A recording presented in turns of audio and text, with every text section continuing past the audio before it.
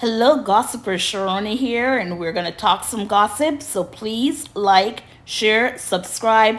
Thank you for watching and thank you for listening.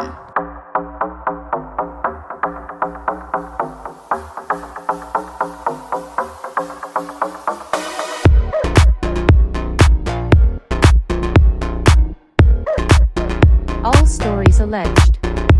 For gossip and entertainment only. Let's get started.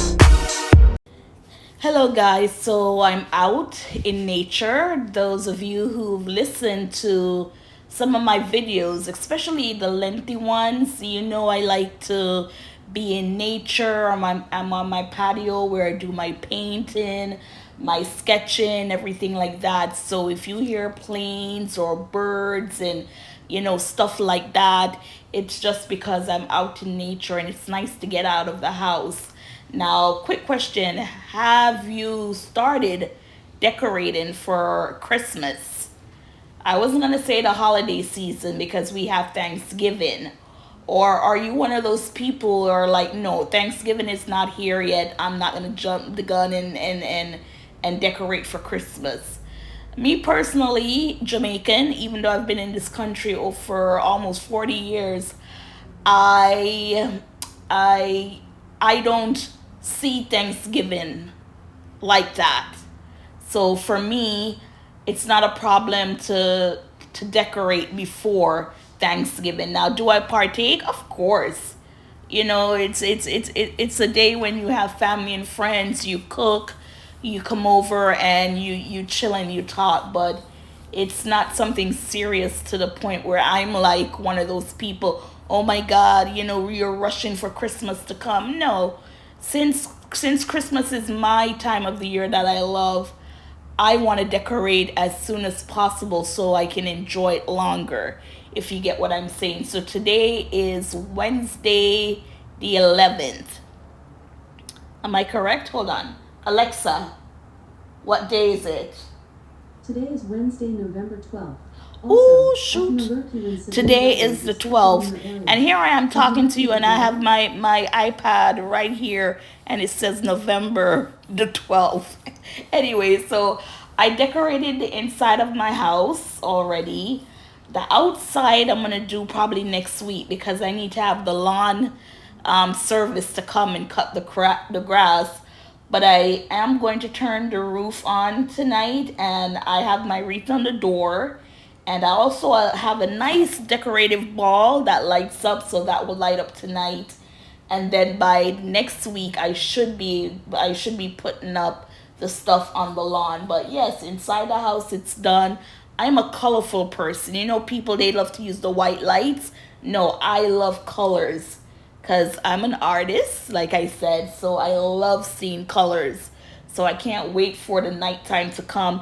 And it's daylight savings, right? So it's now 3:47 in the evening. So yeah. So by the time 5:30 comes around, it's gonna get dark. But yeah, let's get into some stories. I hope everyone is doing good. Please like, share, subscribe. These lengthy videos, I realize they don't get a lot of views, but I like doing, if I can do multiple stories in one, just to give you a listen to. If you're doing anything and you need a 20, 25, 30 minute listen, then I don't mind doing it. So let's get into some topics. So the first person we're going to talk about is Paris Jackson.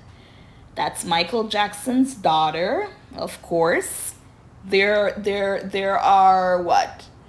There's not 100% if she is Michael's daughter. I think a lot of people kind of know. Most likely she's not, but anyways, it's her father. She's speaking out. And when she was at the funeral for her father, I think she was 11 years old. And you're saying to yourself, kids are going to do this, do that.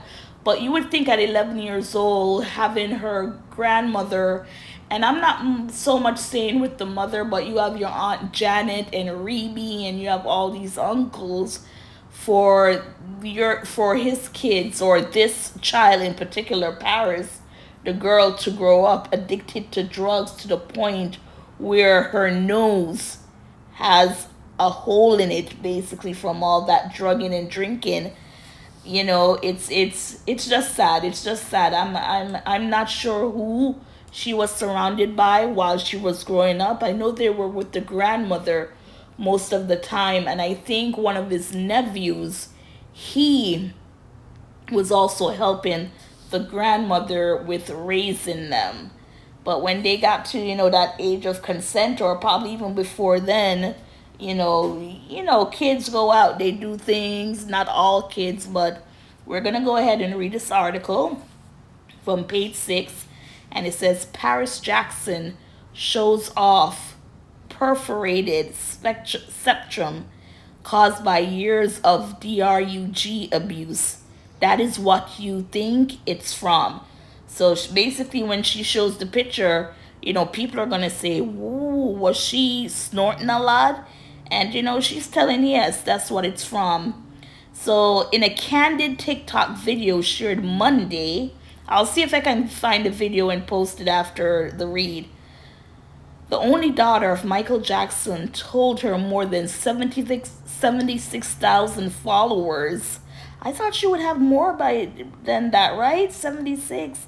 At least a 2 million followers, that she had never actually addressed her septal perforation, which is a hole in the cartilage or bone between your nostril, per the Cleveland Clinic. So it's a cartilage or a bone between your nostril, and it's called septal perforation. She said, I have a really loud whistle when I breathe through my nose, the 27-year-old revealed. And that is because I have what is called a perforated septum, she added, before shining her phone light up to her nose to show viewers the hole. That is what you think it's from. Don't do drugs, kids, or do. Everyone is going to have the experience they need to have with life. I'm not going to tell anyone what to do, but I don't recommend it because it ruined my life. Paris said that she didn't want to get plastic surgery to fix her nose because she's almost 6 years sober. Nice. Good for her. You have to take pills when you do a surgery, that Garnley, and I don't want to F with that, she admitted. I've been living with this since I was about 20, and it's been a bitch when you're in the studio, because she's also an entertainer, a singer. The letdown singer confessed that she can put a spaghetti noodle through her nostril and move it back and forth. Paris concluded her video by letting her followers hear the whistle sound as she breathes through her nose. In January, the Swan actress celebrated 5 years of sobriety from alcohol and heroin. Wow. It's because I'm sober that I get to smile today. I get to make music. I get to experience the joy of loving my dogs and cat, she wrote in a candid post on Instagram at the time.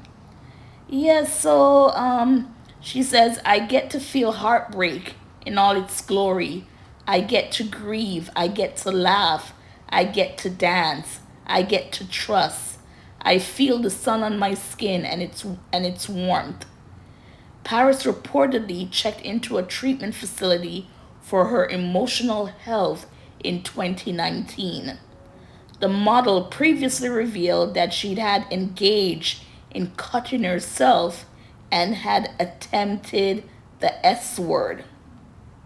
So let me read this part. It says, if you or someone you know is affected by any of the issues raised in this story, call or text the S and Crisis Lifeline at 988. Yes, so that's Paris right there, 6 years clean and sober. And as she said, she didn't have to tell, Once you see stuff like that, especially in the nostril, then that's the first assumption people is going to have, right? That, she was snorting something through the nose. So, good for Paris, to see what life was like for her after her father's death. Like I said, she was just 11. So for those 7 years, what happened? Because if she's been clean for 6 years, then she started when she was, what, 21? So when she turned 18, consent age, within those 3 years, she was going down, or maybe sooner, who knows? Probably as a young teenager. Because, when kids say they want to do something, they're going to do it. Your parents can't watch you 24/7. But for her, it was her grandmother and her cousin. And, some would say kids will be kids again. Not all kids are going to run out and turn to substances. But 6 years, good for her. And like she said, if she had surgery and there's pain, they're going to give you medication. And then because you're a recovering addict, then you don't want to get addicted to something else. It's hard. You have to be tough, 100% dedicated to keeping yourself clean, because anything can trigger it and you could go right back to it. So, Paris, good for Paris. And we'll get on to the next story. I have what is called a perforated septum, slightly different from a deviated septum, and that is it's what you think it's from. Don't do drugs, kids. Or, do. Everyone's going to have the experience they need to have with life. I'm not going to tell anyone what to do, but I don't recommend it because it ruined my life.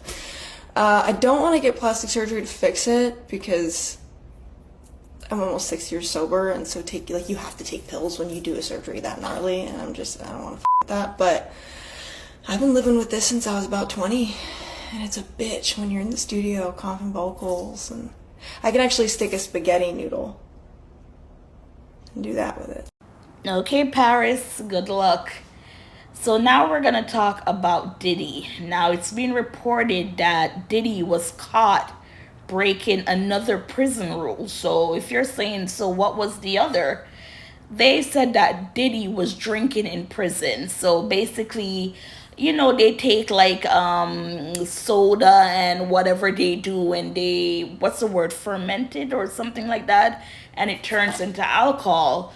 But then Diddy's rep came out and said that that was not true, nothing like that. And, Diddy has to be careful because he had to come out and say it right away. Now, if it's true, I'm not sure.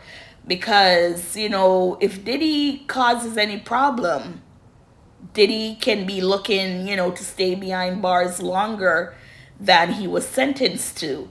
And, there's still talk that, Donald Trump is going to get him pardoned or, commission his sentence, which means to reduce his sentence.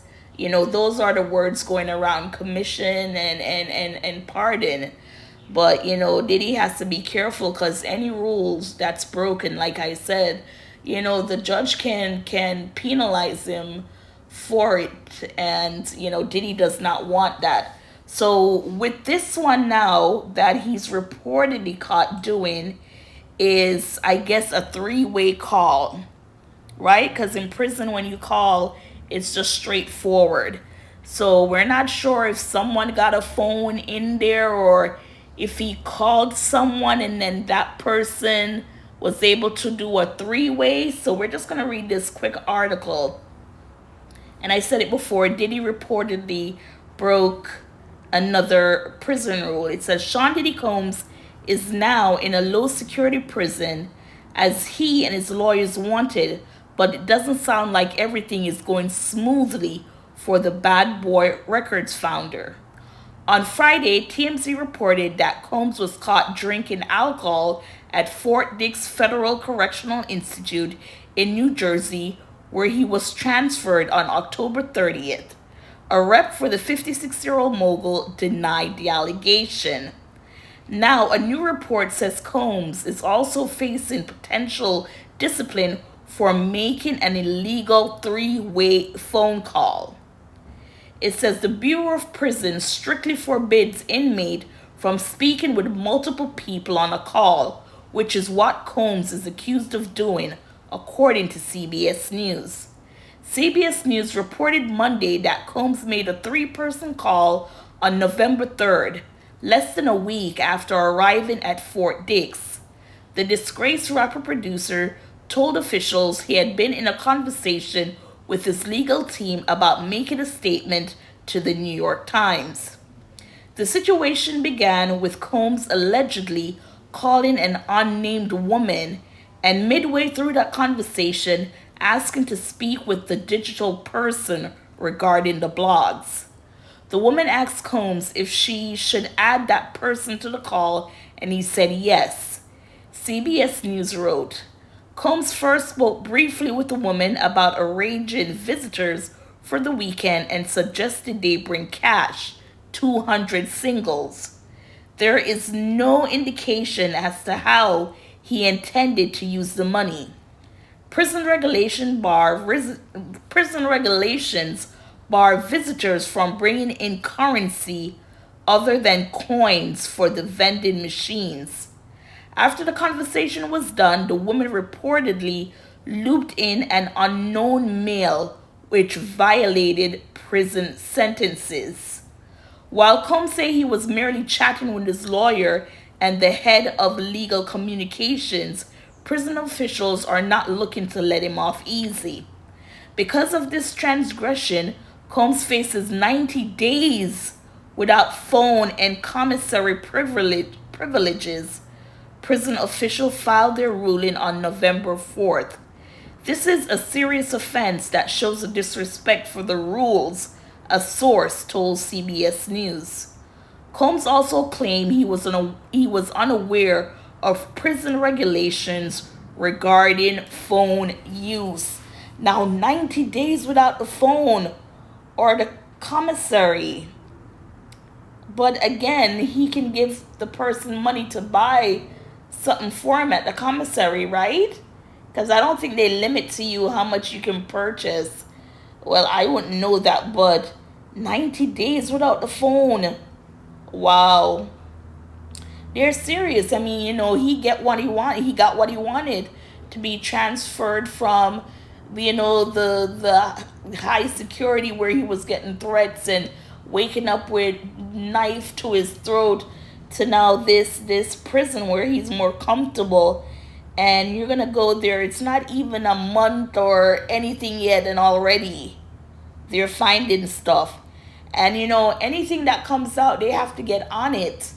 Because if the judge is seeing all this, which, they would know before us, but if they don't get on it to say it's not true, this or that, then it can definitely affect him. So, gossipers, what are your thoughts? He said he was chatting with his lawyer and the head of legal communications. So I'm guessing he's saying the lady was the legal head of communications, and then the man that came in was his lawyer? That doesn't sound too, but yeah, Diddy facing 90 days without his phone or commissary privilege. Gossipers, what are your thoughts? Do you think Diddy's acting this way because he thinks Donald Trump is going to pardon him and he's like, I can act up?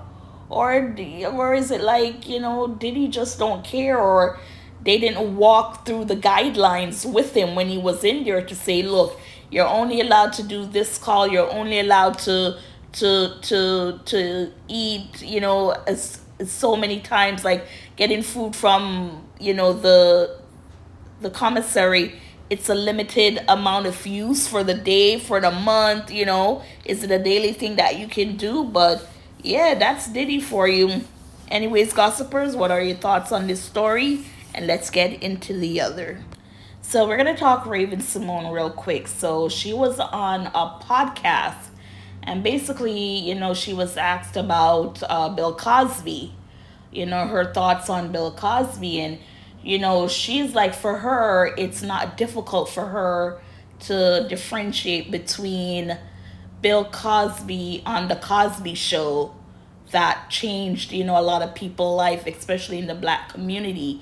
Seeing a family that was not only wealthy but educated, kids grounded, when punishment was given, they learned from their mistakes, everything like that. And then the other side of Bill Cosby, which is the allegations of sexual assaulting women, right? So, what are your thoughts basically? We don't have to get into all the history of it, just a quick thing. When you watch a Cosby show, when you see Bill Cosby on the Cosby show, what are your thoughts, gossipers? Let me know in the comments below. For me personally, I am not going to say when I see him in the Cosby show, it does not come to mind that this is a man who is now charged with, crimes against women. It does come to mind. But I can also see that the Cosby Show at that time was a stand-up show that showed black people, African Americans, that we too can live the quote-unquote white life, if you get what I'm saying. He was the doctor, Claire Huxtable was the lawyer, and their kids, going off to college. Even though Denise dropped out of college, still she was able to show that you can still be productive after college, right? And we see Vanessa college, Theo college, Vanessa college, Theo college, Rudy. It ended before Rudy could go to college, but still, it was just such a staple of showing the world that black people do have lawyers, doctors, engineer. Kids are not the stereotypical going out there robbing, shooting, stuff like that. So it was a very positive show. And to see that the creator of that show is where he is now. I think Bill Cosby's 83, and he's secluded. And they said he was blind. I don't know if it's permanent blind or what, but yes, so Raven Symone, like I said, she knows how to tell them separately. Like I know I can, because I don't have a problem watching the Cosby Show. It's just that, during watches you're like, wow, look at all you've accomplished, the jellos and everything like that, only for your legacy to be tainted with such horrible crimes that you did to women, right? So yeah, that's it with Raven Symone. So gossipers, tell me your thoughts. Again, are you able to watch a Cosby Show and differentiate between what Cosby was showing family in a positive light, that it's not a stereotypical what they would think of a family of color would be, or is like, what, Bill, you're accused of this, you were found guilty, I just cannot even support you when you were doing something good back in the day. So we're going to go on to the next story. So our last story is on Eddie Murphy. So Eddie Murphy, he has a documentary that is on Netflix. It premiered today, and it's called Being Eddie.